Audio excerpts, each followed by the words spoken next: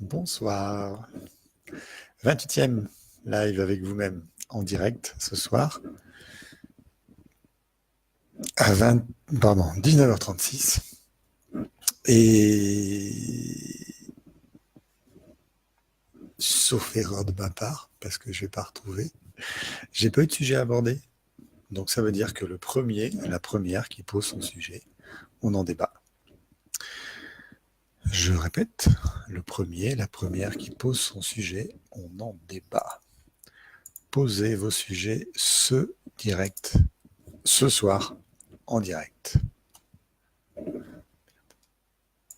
Pardon.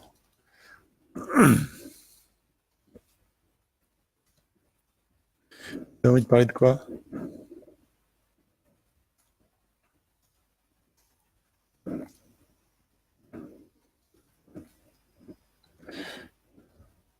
Et je suis là. Je peux pas faire plus direct que ça.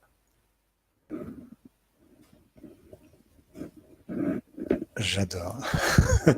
Et là, vous réfléchissez, mais de quoi j'ai envie de parler mais je sais plus. Bonjour, bonsoir, bonjour, bonsoir, bonjour. Bonsoir Morgane, Sylvie, Colette, Daniel, Nathalie, Laurence, Anne, Nathalie encore, Stéphanie. Bonne question. Marion, Yvi. Élise, quelle question avez-vous ce soir à me poser? Quel sujet avez-vous à aborder? J'ai pas trouvé vos posts dans les multiples sujets. C'est un peu compliqué sur Facebook quand on a une page pro, une page perso et qu'on diffuse sur les deux. J'ai vu une réponse passer de Morgane d'ailleurs. Et ce soir, je ne l'ai pas retrouvée, donc je suis incapable de la redonner. Pardon Morgane, si vous l'avez en tête, posez-la. Donc ce soir, en direct, là, au bout de 2 minutes, vous allez me poser votre question sur ce que vous voulez. Et je vais y répondre en direct. Je ne peux pas faire mieux. Si vous n'avez pas de questions, non, je vais pas aller prendre ma douche. Allez, osez. Qu'est-ce qui vous trotte par la tête? Qu'est-ce qui vous a marqué aujourd'hui? Quelle est votre problématique? Qu'est-ce que vous n'avez jamais osé poser? Peut-être que c'est justement la place là ce soir de prendre votre place et de poser votre question, celle qui n'a pas été choisie. Il y en a plein en fait qu'on n'a pas choisi. Il y en a plein sur tous les sujets qu'on a déroulés depuis 27 lives maintenant. Il y a plein de sujets qui n'ont jamais été abordés parce qu'il y en avait un autre qui prenait la prépondérance. Donc vous, votre sujet à vous, il n'est pas passé. Allez-y, je vous lis. Stéphanie, les mycoses vaginales. Comment faire pour ne pas ressasser le passé? Ouais, 2 sujets. Alors, les mycoses vaginales, c'est drôle. J'en ai eu, enfin, j'ai pas eu des mycoses personnellement, forcément. Mais 2 sujets aujourd'hui. Alors, c'est quoi? C'est la lune, c'est la nouvelle lune, c'est le temps. Dire non pour Sylvie. Bien. Eh ben, allons-y. Dire non, ressasser le passé, les mycoses vaginales. Je vais m'arrêter à 3 sujets, hein. On va faire 15 minutes chacun. Je vais juste le noter dans le sujet de la publication. Ok, hop, hop, hop, hop, hop. Alors, mycose. C'est mieux.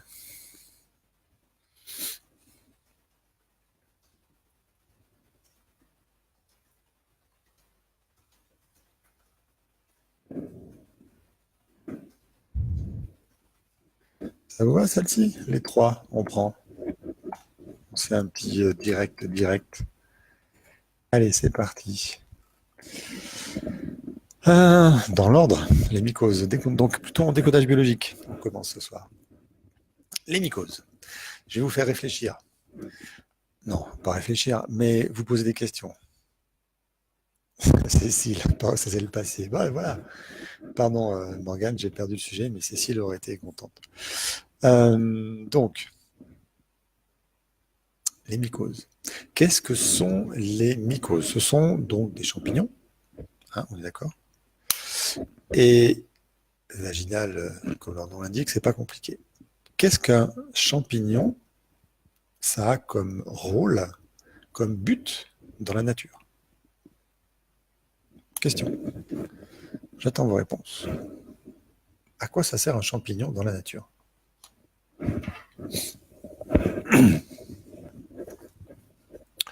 Allez, vous avez un certain temps, un temps certain, mais le plus court possible pour qu'on avance le plus vite possible. Qu'est-ce qui vous vient spontanément à la tête? Parce qu'en fait, c'est vraiment ce qui vous vient dans la tête qui va générer votre mycose. Votre inconscient va biologiser de la façon dont vous voyez la mycose. Alors, il y a principalement des femmes. J'ai pas encore vu passer de noms masculins ce soir dans le chat. Anne-Charlotte, Martine. Le passé fait ton présent et ton présent ta vie. Oui, d'accord. Mais comment ne pas le ressasser, c'est la question. Et on verra ça après.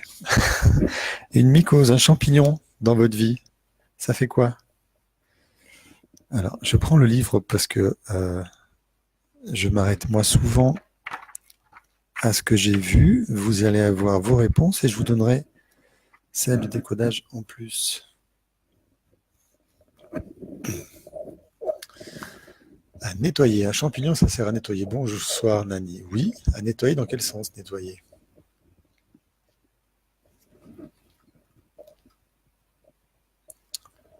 Le champignon est une moisissure qui détruit le mal. Le mal, dans quel sens? Polar et brocante? À nettoyer les putréfactions. Il aide les arbres, le champignon. Il est en symbiose avec les arbres, mais je ne suis pas sûr qu'il les aide. Mais en tout cas, Jessica, il aide les arbres. Si vous avez des champignons, on ira y voir en transgénérationnel ce que ça veut dire, puisque ça vous parle d'arbres. Nettoyer les putréfactions. Les putréfactions de quel sens? Dans quel sens les putréfactions? Nettoyer, je suis d'accord. Nettoyer les putréfactions, je demande des précisions.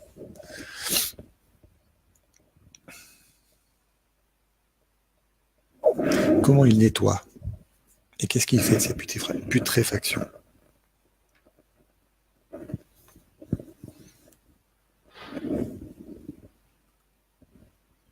Allez, la réponse. Mais non, non, Nanou. Si je vous pose la question, c'est pour avoir vos réponses.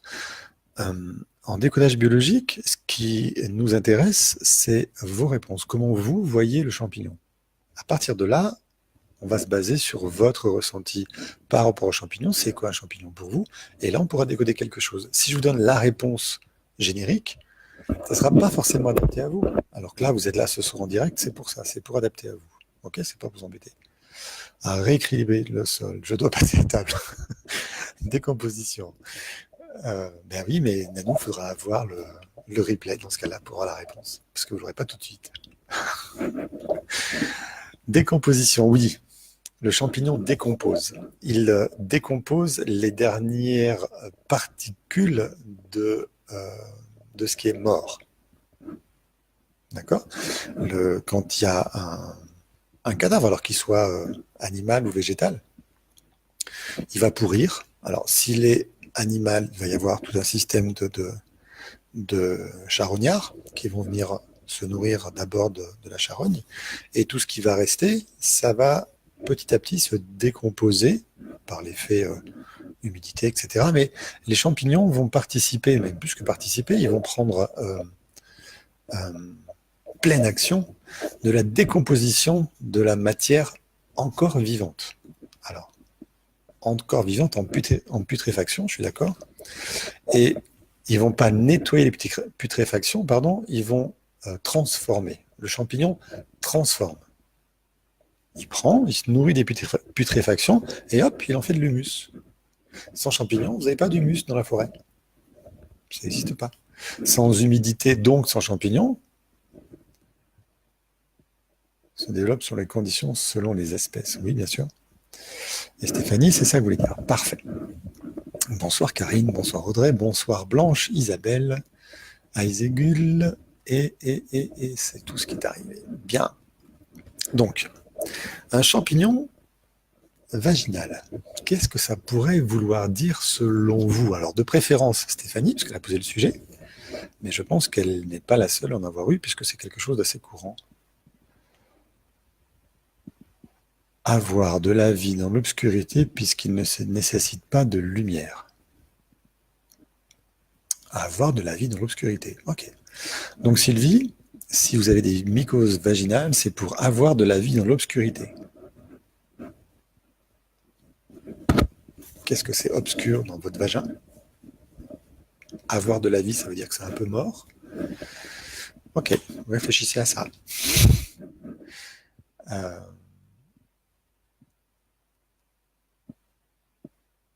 Où on était, se développe selon les conditions, selon les espèces, bien sûr, oui, c'est pour ça.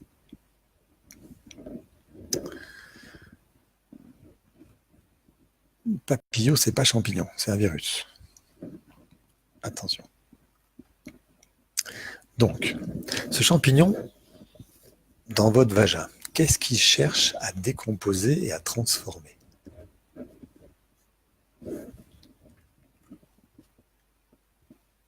Oui, il y a nos cancers d'utérus. Cancer, oui, papillomavirus, cancer d'utérus.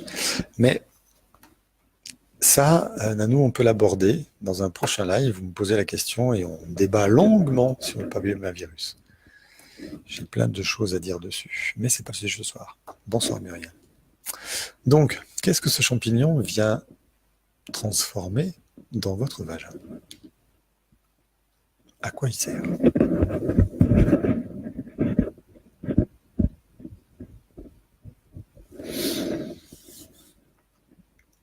Il attaque la flore, pas la fleur, hein, la flore vaginale. Il attaque pas. Nathalie, ça peut être pour ne pas avoir de relations sexuelles ou avoir une excuse pour ne pas en avoir. Oui, ça peut être pour ça, mais il y a plein d'autres raisons, d'autres solutions pour ne pas avoir de relations sexuelles. Le champignon, la mycose vaginale, elle vient pour une bonne raison. Bien sûr que, par définition, souvent, elle va empêcher d'avoir des rapports. Le champignon cherche à transformer les déchets. Oui, d'accord, Stéphanie. Et chez vous, quel déchet il veut transformer dans votre vagin? Christelle, bonsoir. MST. Non, on n'est pas sur MST, on est sur champignon, mycose vaginale. La mycose, rappelez-vous, votre biologie va utiliser les mêmes principes que dans la nature, puisque c'est des principes qui sont là, viables depuis des millions d'années. On est issus, nous, de la nature, donc on va répéter, on va symboliser, on va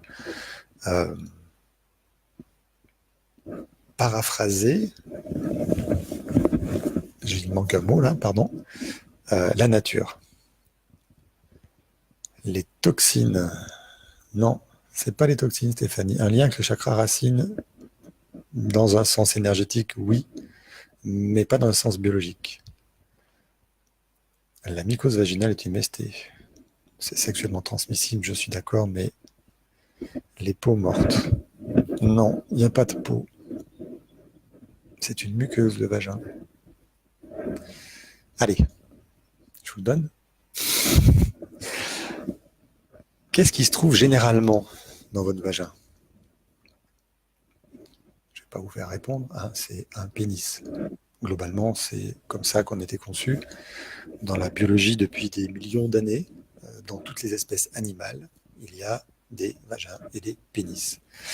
Donc, qu'est-ce que ce champignon viendrait détruire, transformer dans votre vagin par rapport au pénis?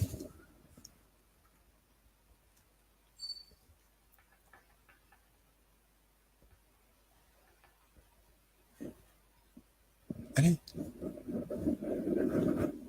Si vous trouvez le sens vous-même, vous faites une prise de conscience.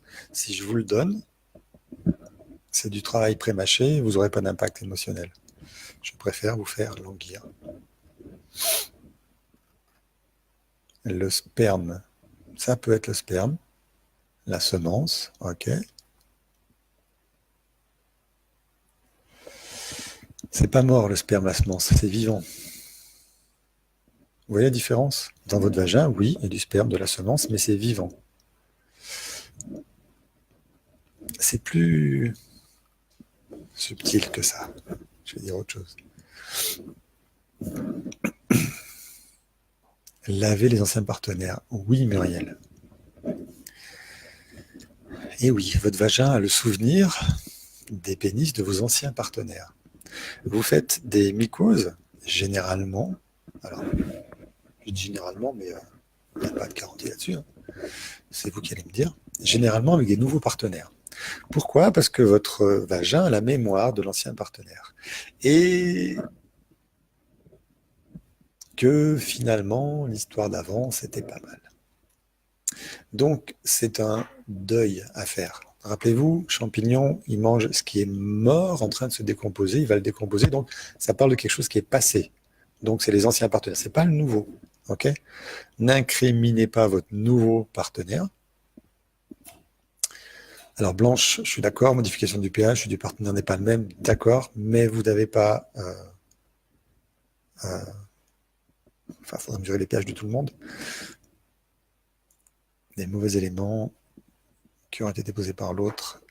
Donc, c'est la modification du pH, c'est comment se développe la mycose. On cherche le pourquoi elle se dépose. Danou, génial, ok, merci, parfait. Vous pouvez aller à table, du coup.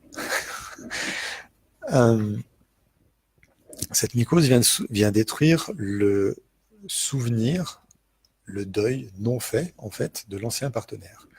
Et très souvent, quand on se développe avec le nouveau partenaire, c'est qu'il y a des regrets de l'ancien. Des regrets qui peuvent être dus à plein de choses. Ok. Avec l'ancien partenaire, il y avait de l'amour, par exemple. Le nouveau, il n'y en a pas. Il n'y a pas d'amour associé à la sexualité. Donc, s'il n'y a pas d'amour, j'en veux pas trop, mais en même temps, bah, ça me fait plaisir. Alors, bah, je fais, mais mon corps, il dit, non, mycose, en fait, j'ai pas très envie. J'ai pas très envie parce que avant j'avais de l'amour. Ça peut être, j'ai vraiment pas fait le deuil de la relation sexuelle, en tout cas, avec l'ancien partenaire. C'est euh,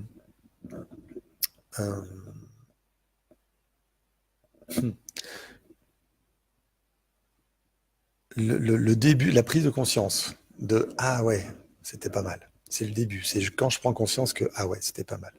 Et la pauvre, ça se déclenche. Un avortement, non. Enfin, j'ai pas, j'ai pas vu ça de cette façon. Non, c'est pas le vagin. Ok. L'avortement, il parle d'utérus. C'est là où il y a le nid. Le vagin, c'est le rapport sexuel purement. C'est pour ça que on parle d'histoire de rapport sexuel.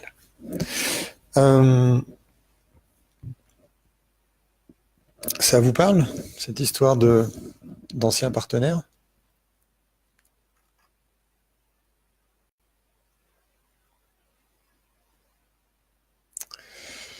Je comprends mieux maintenant. Je prends des fleurs de bac pour libérer des émotions, chocs, etc. J'ai jamais des vicoses vaginales. C'est pour moi exceptionnel. Je pense que c'est lié à mon complexe floral. Donc Nanou nous dit, ok, Christian, un homme, enfin. Bonsoir Christian.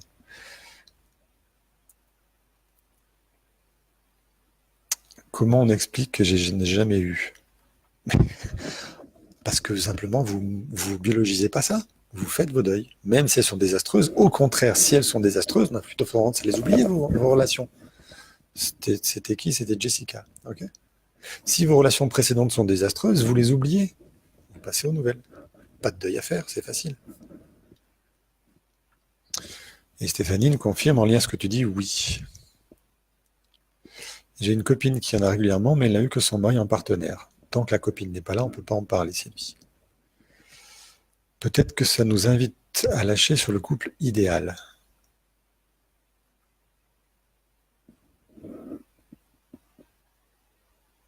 Ça nous invite à lâcher sur le couple idéal. C'est-à-dire que je fais le deuil de ce qui n'était pas bon, de ce que j'aurais pas. Alors, ça ne parle pas de couple, ça parle uniquement de relations sexuelles. On est dans vagin, là, on n'est pas dans amour. Là, je réponds, pardon, à Élise. C'est un peu compliqué. Ok? Est-ce que l'homme peut avoir des mycoses? Oui, mais elles ne sont pas vaginales, du coup. Elles ne sont pas vaginales et elles passent beaucoup mieux. C'est simplement parce que pour une femme, laisser pénétrer un partenaire, c'est quelque chose de très intime. C'est l'intérieur de soi qui est touché et ça va réveiller des choses émotionnellement plus profondes qu'un homme qui va pénétrer une femme. Donc, c'est plutôt les femmes qui le font, mais elles peuvent transmettre à l'homme, bien sûr. C'est beaucoup plus facile à régler. On passe à dire non, ce qui nous met un petit peu dans le même sujet. Dire non, Sylvie, c'était Sylvie. Hein. Dans quel cas dire non, c'est compliqué?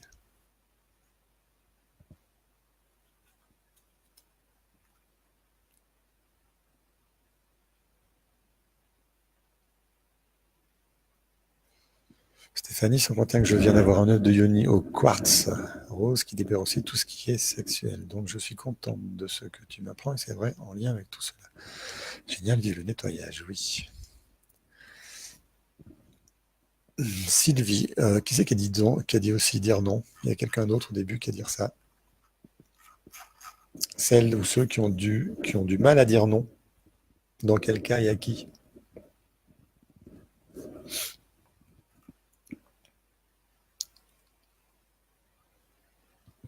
La notion de ça irrite, ça gratte, ça peut pas être en lien avec une rancœur. Au contraire, ça irrite et ça gratte. Ça irrite pour que ça gratte, c'est pour se sentir vivant. Ok? Faire le deuil du mort pour se sentir vivant à la place. C'est ça la notion. Regardez, voilà, ça me gratte le nez. Ça m'invite à gratter. Ok? Et quand ça gratte, ça fait du bien quand je me suis gratté. D'accord? Donc, l'irritation invite à gratter et quand on gratte, ça fait du bien. Là, je parle de derme. Le vagin, je sais pas. Ça ne peut pas gratter. Mais cette irritation invite à gratter, donc à se faire du bien. Donc pourquoi se faire du bien? Pour obtenir, on va dire, du plaisir dans la vie. Là, on est sexuel, donc ça parle bien. Nanou, dire non, c'est ça, hein? Cathy, bonsoir. Bon, non. Ok, dans quel cas, Nanou, dire non, c'est compliqué? C'est la question que je pose. Si j'ai pas de cas, dire non, facile. Dire non au livreur de pizza, dire non à son enfant, dire non à sa mère, dire non à son père, dire non à son mari, c'est pas pareil.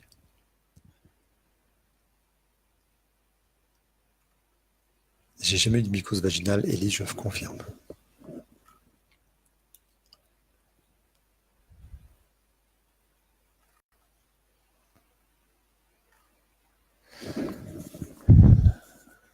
Dire non à quoi et non à qui, s'il vous plaît? Pas envie. Je comprends pas.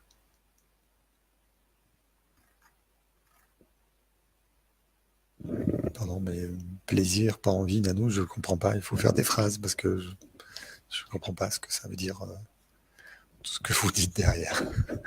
Pardon. Alors, je vais prendre une hypothèse générale, le temps que vous formuliez vous-même votre question, parce qu'il faut qu'elle soit formulée pour que je puisse y répondre clairement. Les gens qui ont du mal à dire non, c'est qu'ils potentiellement refusent le conflit ou ont peur du conflit. D'accord? On a peur du conflit parce qu'on a peur de perdre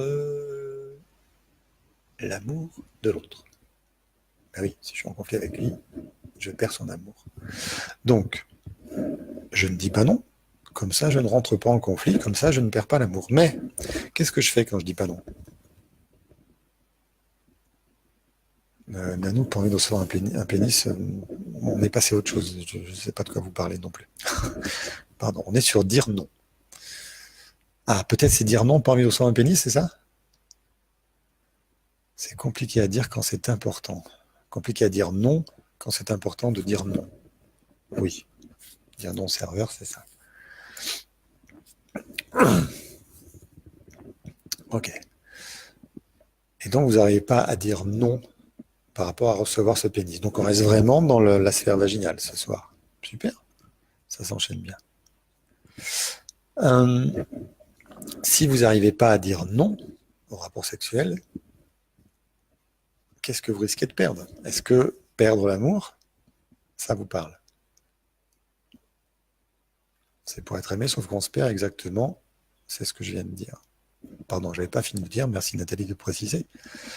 On ne dit pas non pour être aimé. Oula, Blanche, infection urinaire, conflit de territoire. Conflit dans le territoire. Pour la femme, c'est la gestion interne du territoire. Ou alors, suivant l'infection urinaire, comment elle est, ce n'est pas ça, c'est pas ça, c'est ça, oui, c'est pas ça.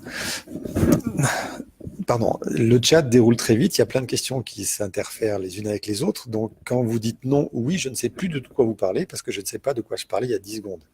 Non, je n'ai pas une mort de poisson rouge, j'essaie de suivre le chat, mais parfois c'est compliqué. Alors, oui, c'est ça, je ne veux pas de partenaire sexuel, là j'ai compris de quoi on parle. Et ceux qui vont lire la vidéo derrière comprendront mieux aussi. Donc, essayez de faire des phrases plus complètes. Je réponds à Blanche. On revient sur les mycoses. On revient sur les mycoses parce qu'elle y raccorde ses infections urinaires. Donc, ça va toucher deux sphères urogénitales. Chez la femme, les infections urinaires qui ne sont pas odorantes, c'est mon expérience personnelle à moi, au-delà du décodage. Les infections urinaires qui ne sont pas odorantes, c'est-à-dire mon urine ne sent pas quelque chose de particulier, vient d'un conflit dans l'organisation du territoire. D'accord? L'homme, c'est un conflit de territoire, d'envahissement du territoire. L'homme va marquer le territoire avec son urine. Okay? La femme, c'est plus à l'intérieur, elle s'occupe de l'intérieur du territoire, c'est elle qui organise à l'intérieur du territoire. Si on je touche le même mot qui manque, tiens, c'est marrant. Si on projette ça sur les hommes préhistoriques, l'homme préhistorique va marquer son territoire, comme les animaux marquent leur territoire. Aujourd'hui, ils sont plus là pour passer des messages, mais quand même, ils marquent leur territoire avec. Et la femme chez l'homme préhistorique, elle est dans le territoire, et c'est elle qui organise l'intérieur du territoire. Okay, c'est la maîtresse de maison. S'il y a un conflit à l'intérieur, infection urinaire. Par contre, si l'infection urinaire est odorante, si elle est odorante, on va là dans la femme qui va appeler le mâle pour lui signifier qu'elle est là, qu'elle est présente et qu'elle est disponible. C'est une façon d'attirer le mâle. Donc, il y a séduction dans les infections urinaires odorantes. J'ai besoin de séduire et j'utilise mon urine odorante. Si c'est pas odorant, c'est infection urinaire en relation avec un conflit dans l'organisation du territoire. C'est-à-dire, je veux déplacer tel meuble et lui, il ne veut pas. Je veux changer des choses et lui ne veut pas, ou je ne sais pas comment être à l'aise dans mon territoire, donc je suis en conflit avec moi-même parce que je ne sais pas comment l'organiser.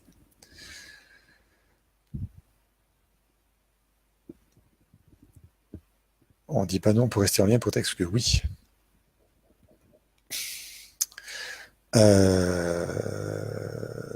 Donc, je ne sais pas s'il y a un rapport. Je reviens sur Blanche. Hein. Je ne sais pas s'il y a un rapport, mais mes mycoses sont associées à des infections urinaires.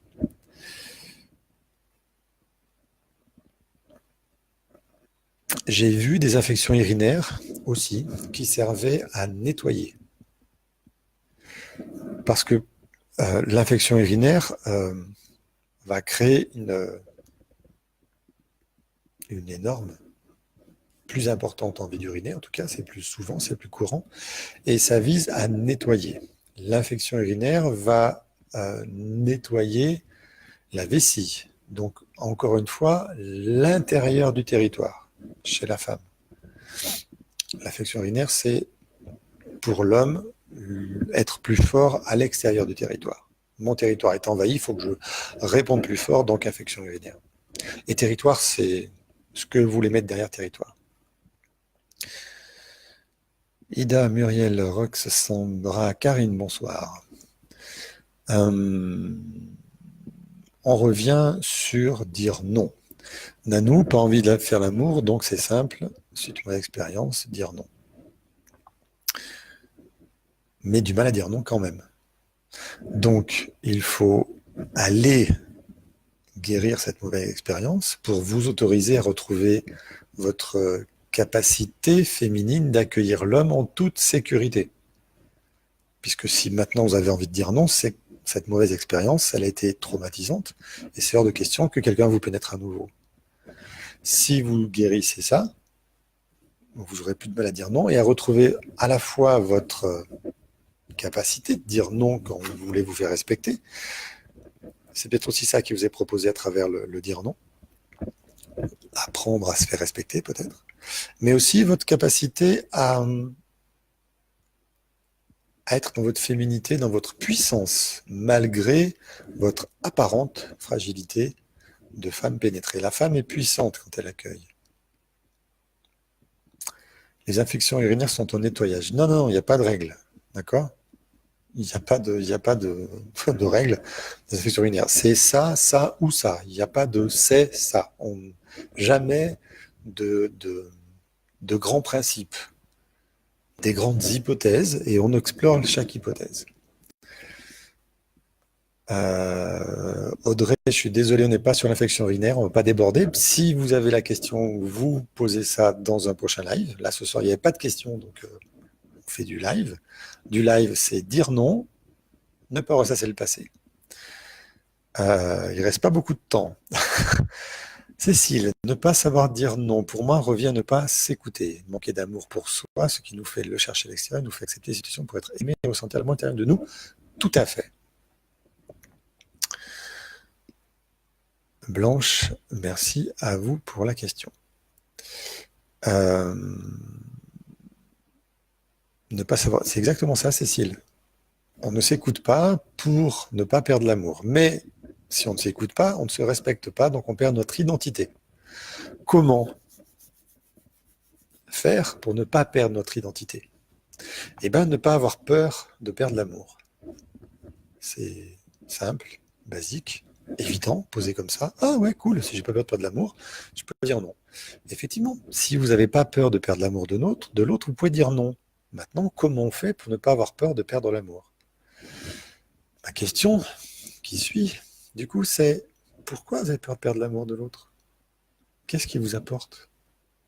Pourquoi c'est aussi important de ne pas le perdre?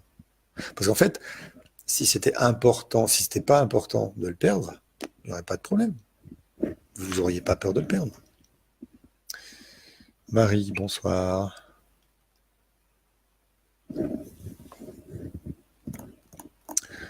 Pourquoi vous avez peur de perdre l'amour?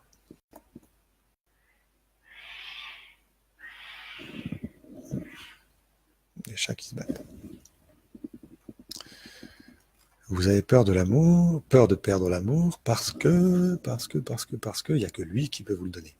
Ou elle, si c'est votre mère, ou si c'est votre copine, ou si c'est votre fille, j'en sais rien. Il n'y a que lui qui peut vous le donner. Pourquoi il n'y a que lui qui peut vous le donner? Hypothèse très facile, parce que vous ne l'avez pas eu. Ne pas savoir dire non, c'est ne pas exprimer des vrais oui. Aussi, Ida. Cécile, pour ne pas avoir peur de le perdre, aimons-nous suffisamment. Parce que l'autre compense l'amour qu'on n'a pas eu. Bien. Bravo Nathalie. Chez Ghislaine, c'est par peur de perdre la sécurité. Audrey, c'est peur de l'abandon. Exactement. Abandon, sécurité, amour. Tout ça, ça dépend à qui on ne peut pas dire non. Ok. Mais c'est globalement parce qu'on n'a pas eu ni présence, qu'on a été abandonné, ni sécurité, on a peur de la perdre, ni amour, on a peur de perdre l'amour. Il y a que l'autre qui nous permet d'avoir de l'amour. Donc, si je lui dis non, je vais perdre l'amour. Et moi, j'en ai pas eu petite de l'amour. Donc, je ne vais pas dire non. Sinon, je vais me retrouver dans la situation dans laquelle je suis petite. Pareil pour la sécurité. Si j'ai pas eu de sécurité, je cherche la sécurité chez l'autre. Si je suis en conflit avec lui, eh ben, il ne me donne plus de sécurité. Et je me retrouve en insécurité. Pareil pour l'abandon. Si j'ai peur de me faire abandonner, abandonner, c'est perdre l'amour. Hein. Ça revient au même, Audrey.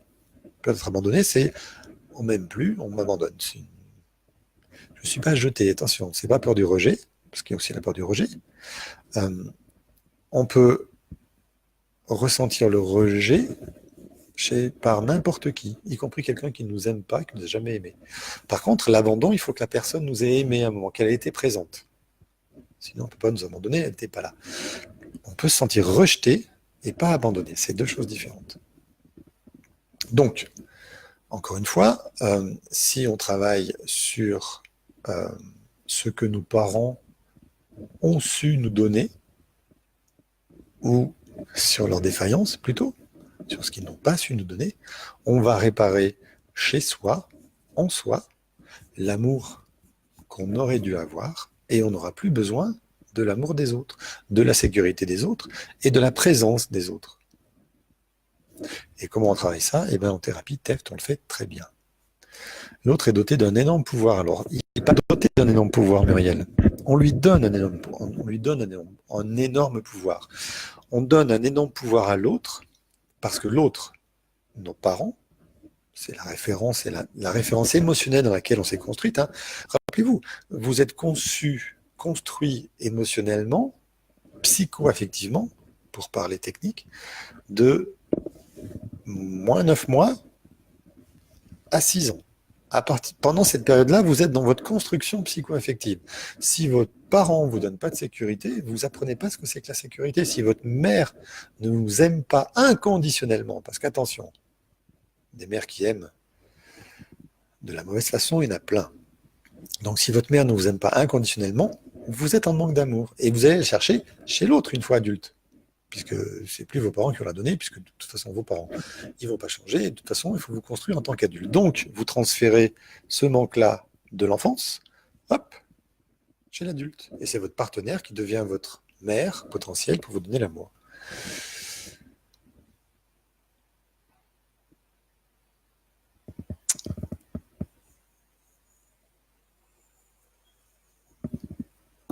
Ok, Gilles, bonsoir. Juste une précision concernant la mycose vaginale. On reste sur Stéphanie, c'est regretter notre ancien partenaire ou quelque chose en lien avec notre ancien partenaire. Globalement, c'est quelque chose qui est en lien avec la sexualité avec votre ancien partenaire. Puisque c'est une mycose vaginale, d'accord? Sinon, on ne parlerait pas de sexualité. Si c'est un conflit de séparation, il me manque, c'est la peau, c'est le contact, d'accord? Si c'est le vagin, bah c'est sexuel, clairement. Donc c'est en lien avec la sexualité avec votre ancien partenaire. Merci de me faire préciser. Marie, ça c'est clair, pas d'amour maternel, du coup les relations sentimentales, catastrophiques, exactement. Et c'est ce que je propose sans arrêt de résoudre grâce à la thérapie émotionnelle, familiale et transgénérationnelle. Trouvez les causes dans vos relations parentales et dans vos relations transgénérationnelles qui font que vous n'avez pas eu d'amour et que vous allez le chercher chez votre partenaire et que lui, c'est pas à lui de le mettre. Il est là juste pour venir appuyer là où vous avez mal, vous en mettre plein la figure parce que c'est la seule façon qu'on a, nous, êtres humains, de dépasser nos conflits. Les reprendre encore et encore et encore dans notre figure. C'est malheureux, mais c'est comme ça qu'on fonctionne.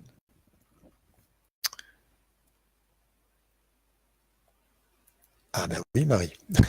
La solution que nous donne Marie, c'est à présent, je me suis coupé de mes émotions pourries pour pas souffrir. Alors, pourries ou pas pourries, pourries pour pas souffrir. Mais la solitude pèse, bien sûr. Si vous vous coupez de l'amour pour pas souffrir, vous êtes tranquille, vous souffrez plus du mauvais amour, mais vous n'avez pas d'amour non plus. La solution, c'est travailler sur la source de manque d'amour, changer ça de façon à ce que vous receviez enfin l'amour. Il y a plein de petites techniques qui marchent très bien. Et une fois que vous aurez reçu cet amour-là que vous auriez dû recevoir enfant, vous pourrez être complètement ouverte à n'importe quelle relation puisque vous n'aurez plus besoin d'amour. Donc on ne va plus vous appuyer sur la tête en vous faisant ressentir un manque d'amour.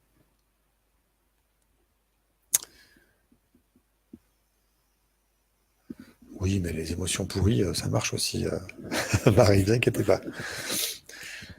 Ok, Sébastien, troisième homme. Parfait. Ça fait du bien de voir des hommes ce soir.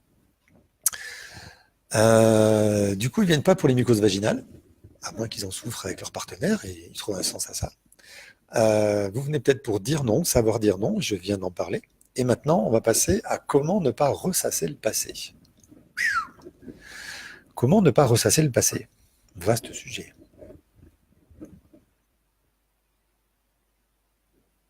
On va faire des choses de coaching, se tourner vers l'avant.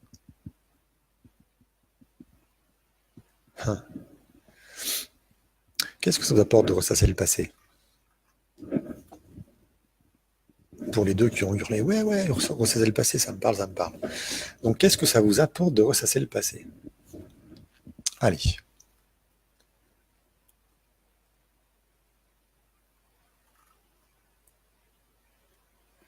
Rien à foutre, j'ai plus besoin d'amour. Ah, super. Très bien. Mais rien à foutre, c'est quand même un petit peu violent. Peut-être que si c'était dans un autre sens. Germain, quatrième homme, bien. Gilbert, cinquième, magnifique. Bonsoir à vous, messieurs. Alors peut-être que vous venez, vous, pour la question. Alors je dis peut-être, parce que c'est une hypothèse, hein, vous venez là comme ça, sûrement par hasard. Vous venez, vous, pour le troisième sujet qu'on aborde ce soir, comment ne pas ressasser le passé? Et la question que je vous pose à vous, messieurs, et vous, mesdames, ça m'apporte que des souffrances. Oui. Mais